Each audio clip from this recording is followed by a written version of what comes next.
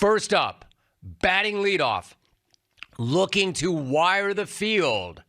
A jungle powerhouse. He has hit the top 10 in 10 of his 11 main events. He won it all in 2013. He is here today for one reason, to go wire to wire and rip his second strap. Appearing in his 12th Smackoff, we go up the road to Hollywood. We go to Mark in Hollywood. Mark, what's going on? I'm free in the multiverse, Jim. Let's get it on. Yo, first of all, Abby's apparatus should have gotten a golden ticket yesterday. Don't know what the hell happened there. But along those lines, I got to shout out all the watch parties, except for that practitioner of rat-finkism, Dave, at the Lorelei Inn in Wisco, who hosts the champ and another contestant, yet stabbed both of them in the back by picking Jeff and Richmond, and then walked it back like a scared coward. How's that grab you, Benny? First, Aaron Rodgers gives you the middle finger as he hallucinates his way out of town, and then your hometown bar bohicas your ass. You know, maybe the Lorelei is pulling Philly fan reverse psychology, right? Like when we booed Mike Schmidt to, quote, make him better. Kind of like an overserved Jim Rome wearing a winter coat in 80-degree weather at a baseball game and pumping up Rogan by yelling out Jungle Tourette's drops. And speaking of interesting dads, now that Mark in Boston's daddy, Tom Brady, quit football and broadcasting seamlessly, I'm wondering if fellow Michigan man Mark is depressingly spending his days holed up in various Dunkin' Donut bathrooms down Dorchester, free-basing clam chowder, while Salty Sarah gives him a Boston special. That's when you're in the middle of wrestling with a Boston chick and she pukes up Guinness Lager right in your face. But yeah, now that Jeff in Richmond is somehow the sexy pick this year, I can only imagine how shook his shorter, slower doppelganger Rick in Buffalo is feeling. Hey, Goiterhead, since you basically stole Jeff's shtick, you may as well do a tandem call with the guy. You know, that would be like listening to the Kelsey Brothers podcast if the Kelsey Bros were podcasting whilst in concussion protocol. I mean, let's be clear. Jeff is basically the white Fat Albert of this thing. And not just because he's amorphously obese, but because Bill Cosby provided the voice of Fat Albert. And we all know Cosby and Jeff have the same off-the-court hobbies if you see me working. Now, Jim, in 2013, 10 years ago, I won the Smackoff with the help from Siri. So to celebrate the anniversary, I thought, why not bring her back, see how she's been doing? So let me put the speaker up to the phone, and Siri, how you been doing for the last 10 years? It's been a great 10 years, but thanks for ruining it. Someone's cranky. Siri, you sound a little younger. Well, I've had a little work done. Well, it's me running. Jim. Sorry, Jim. This is kind of embarrassing. Let me re-rack this thing. Just give me like 2 seconds here and. Hold up, Mark. Forget Siri. You got Broadway Vic to get your back. Wait, Vic in NoCal? Is that really you? Shouldn't you be getting ready for your own call? Well, there's no way an illiterate jackwagon like me can beat you. So if you can't beat him, join him. Oh, come on, bro. Don't be so hard on yourself. You got a shot at this thing. Well, I guess if I had your looks, your talent, your game, and just your overall confidence, maybe I could make something of my miserable life.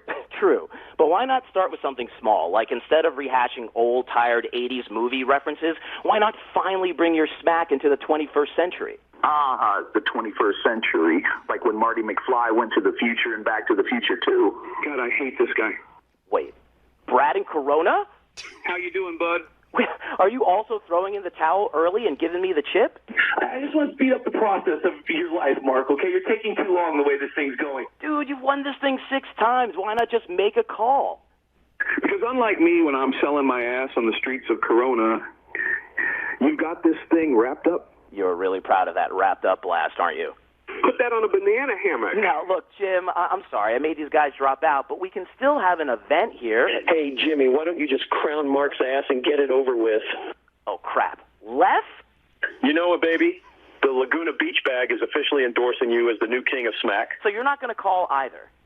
Nah, I'm currently stumbling around John Wayne Airport, drunk out of my mind and looking for a loose trim. Classy, bro.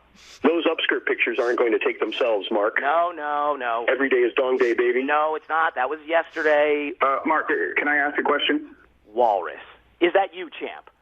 Yeah, it's Caleb, the former champ. after you take the crown back and I drown my sorrows in chocolate syrup and chicken grease. Very descriptive. All right, Caleb, what's your question?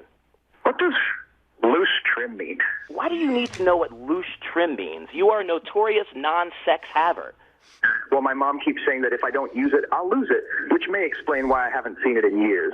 Okay, Caleb, walk over to a mirror, lift up your big belly, and look down.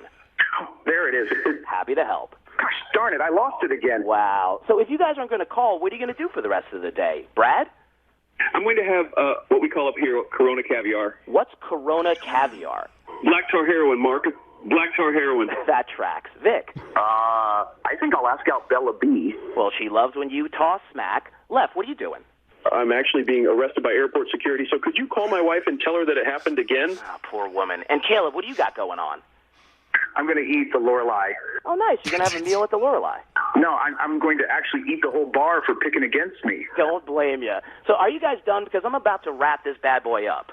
You better don't. No, oh hell no, Mike. This is for people with a full strap, not a half. Now, in closing, Jim, predictably, every single person that calls you after is going to say a version of the following three things. One, the other guys were the best part of Mark's call. Yes, they were the best part of my call because they were all praising me. Two, oh, you didn't put me in your call, Mark. You must be scared of me. Yeah, I am scared of you because you are serial ass. And I can't make you look good. And number three, Frady and callers like him are going to say, I don't need gimmicks for my call. Yeah, because your whole Smackoff persona is a gimmick. You don't need what you have an abundance of, suckers.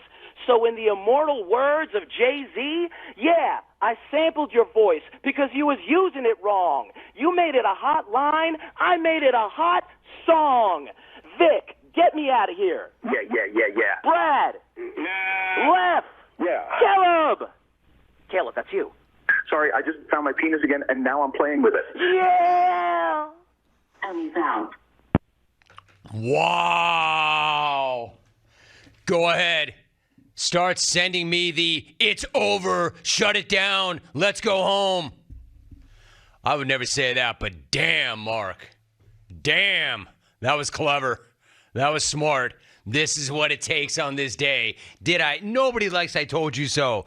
But did I tell you I felt the energy of hour number one? Look at the former champ. Holy crap. I would never call him a gimmicky little bitch. Hey, say what you want about gimmicks. That was clever. Get up in here. Hit me up on Twitter. Mark, you're even into my own phone. You're even into my phone, Mark. Get up in here. Hit me on Twitter. What do you make of that phone call?